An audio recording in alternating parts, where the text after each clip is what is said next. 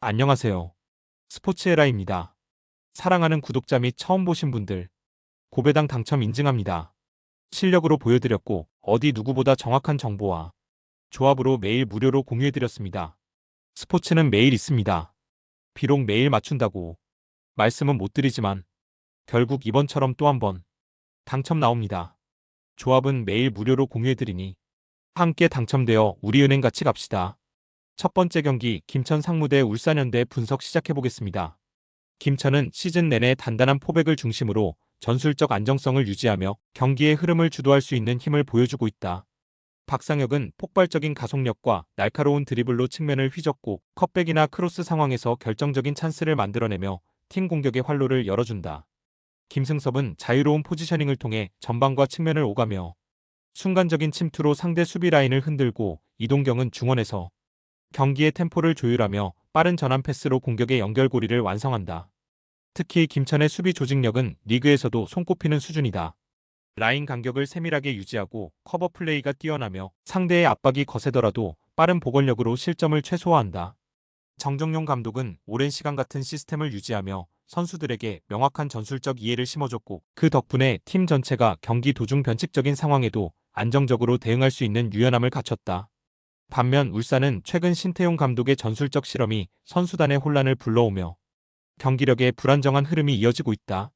3-4-3 포메이션을 기반으로 하지만 현대적 빌드업과 전통적 3백 운영이 어색하게 섞이면서 전술적 균형이 무너졌고, 선수들은 포지션 간 거리 조율에 어려움을 겪고 있다. 그 결과 라인 간격이 벌어지고 수비 전환이 늦어지면서 체력 소모가 커진다. 후반으로 갈수록 압박 강도가 급격히 떨어지고 집중력이 흔들리는 장면이 잦다. 허율은 제공권과 포스트 플레이에서 강점을 보이지만 전방에서 고립되는 경우가 많고, 에릭은 활동량이 많지만 압박 회피 능력이 부족해 공을 잃는 빈도가 높다. 이번 맞대결은 전술적 완성도와 팀 조직력의 차이가 결과를 가를 가능성이 크다.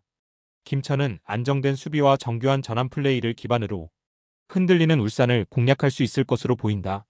반대로 울산은 실험적 전술의 불안정함과 체력 저하로 인해 후반 집중력에서 밀릴 수 있다. 전체적인 경기 흐름을 봤을 때 홈팀 김천이 주도권을 쥐고 승리를 거둘 가능성이 높다. 두 번째 경기 포항 스틸러스 대 대전 시티즌 분석 시작해보겠습니다.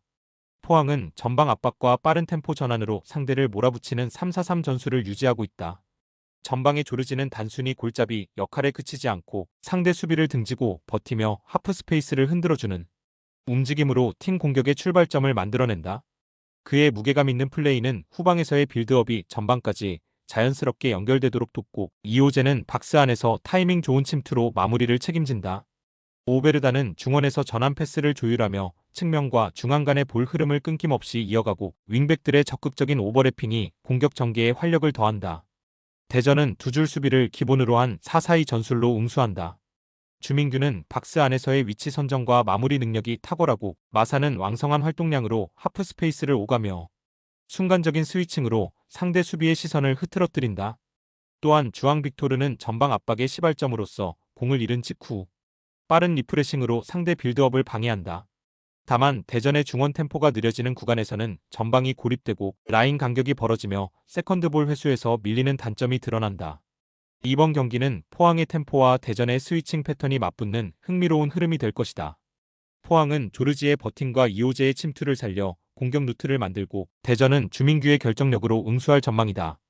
다만 두 팀 모두 집중력 있는 수비 운영을 펼칠 가능성이 높아 팽팽한 접전 끝에 승점 1점을 나눠 가질 확률이 크다. 세 번째 경기 전남 드래곤즈 대 천안 시티즌 분석 시작해보겠습니다. 전남은 5-3-2 전술을 중심으로 단단한 수비 블록을 세우면서도 빠른 역습을 준비하는 팀이다.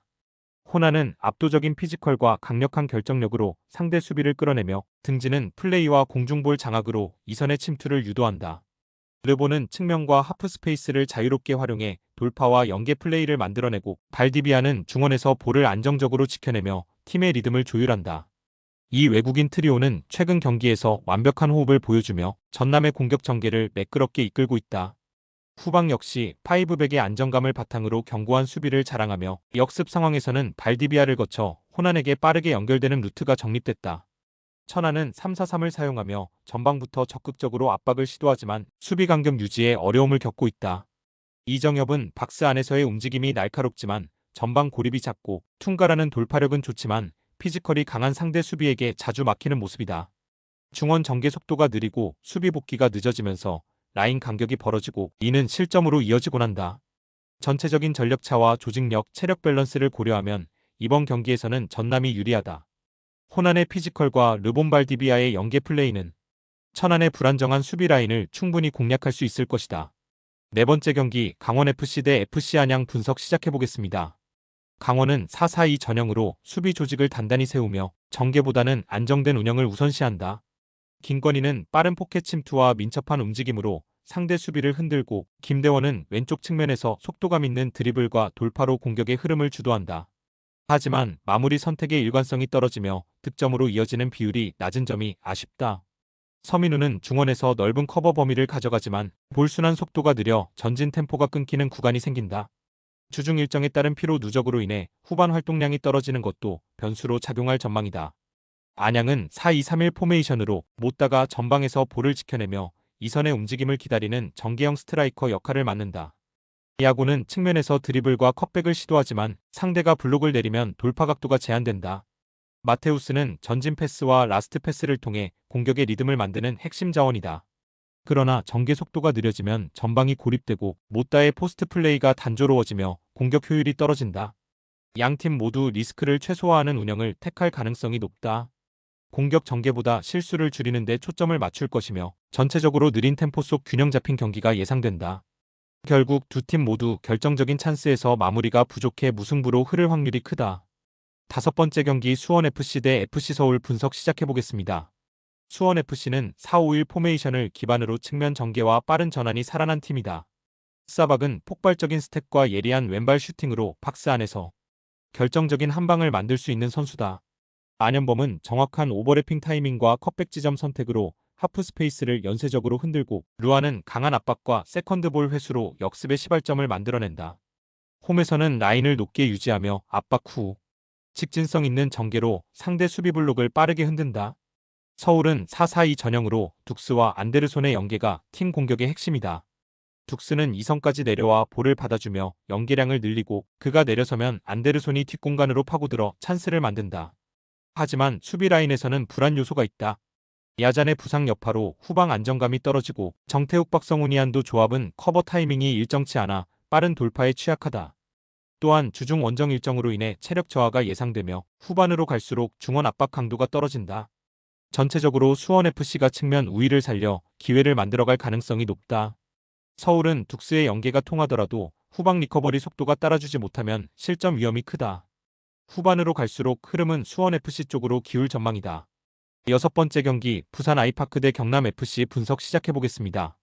부산은 3-4-3을 기반으로 하지만 공격 전개의 대부분이 곤잘로를 향한 롱볼에 집중돼 있다. 곤잘로는 포스트 플레이와 제공권에서 강점을 보이지만 팀의 공격 루트가 지나치게 단조롭다. 사비에르는 중원에서 전개를 담당하지만 템포 변화가 부족하고 패신 역시 세밀한 연계보다는 피지컬 플레이에 의존한다. 결국 곤잘로를 차단하면 부산의 공격 흐름은 쉽게 끊기며 후방 교체 자원 역시 공격 패턴을 바꿀 만큼의 영향력을 보여주지 못한다. 경남 역시 4-3-3 전술을 사용하지만 실질적으로는 브루노 코스타의 인버티드 돌파에 지나치게 의존하고 있다.